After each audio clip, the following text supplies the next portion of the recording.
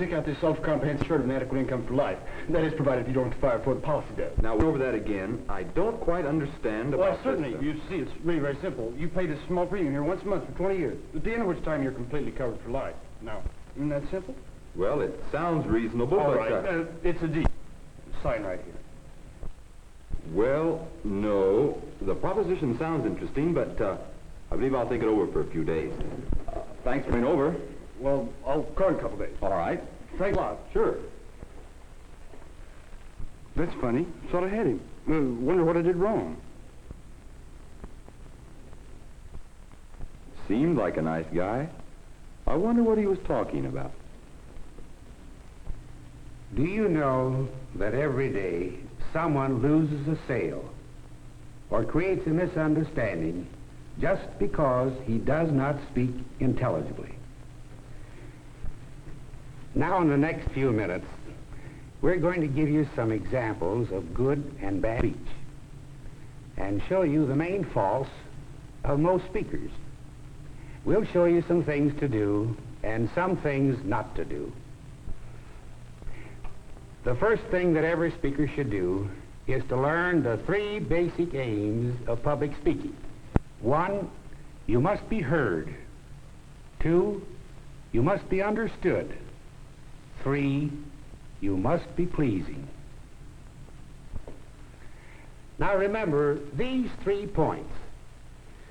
You must be heard, you must be understood, and you must be pleasing. Now most of us fall short in at least one of these 3 points.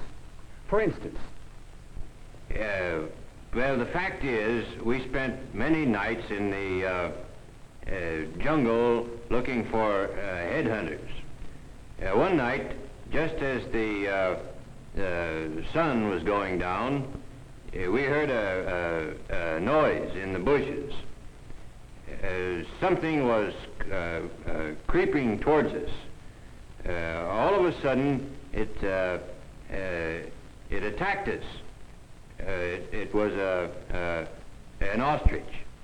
Now, this ostrich was... Many of us clutter up our speech with uhs and ers, and in this way we create vocal static. We can be heard, yes, and we can be understood, but we're dull and boring. Now, here's another typical example. Student government is something we've all worked for, and now that we have it, we must make it work for us. We have all given our time and our ideas and our strength to make it possible, and now we must cherish it, nourish it, and make it live. Most of her audience can't make out what she is saying. So she's not heard, she's not understood, and she's not very pleasing. Now let's look once more. Funny thing happened up there in the station. See, I was sitting there waiting for the fellas. We were going out, and the guy come up to me and he gave me a big song and dance about this being his seat. And I said, "Mister," I said, this isn't your seat. You see, I've been sitting here a whole lot longer than you seem to think I have. And I think that since this seat belongs to me, that this seat..." It's not hard to find fault with that speaker. Many of his listeners won't be able to understand him, and those that do won't admire his sloppy speech. Do you know that the trouble with most of the speakers we have heard can be traced to one thing? Practically all of us would be better speakers if it were not for this one big fault: carelessness. Yes, carelessness is at the root of most of the ills of poor speech. If this speaker would concentrate upon overcoming his speech fault of saying and he could be an interesting and effective speaker. Does carelessness make you this type of speaker? Now, this girl is marked by carelessness because she speeds over the words of her speech just to get them said, and she drops her voice at the end of sentences so her audience has difficulty in hearing and understanding her. Is carelessness making you this type of speaker? Or is your carelessness the same as that of the man who runs his words together, mumbles, drops his G's, and uses generally sloppy speech?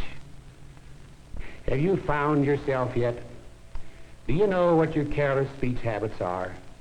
The important thing is to recognize the trouble and then take steps to correct it. Now let's see if we can help you. First, every good speaker should practice opening the mouth wider than usual as he or she speaks.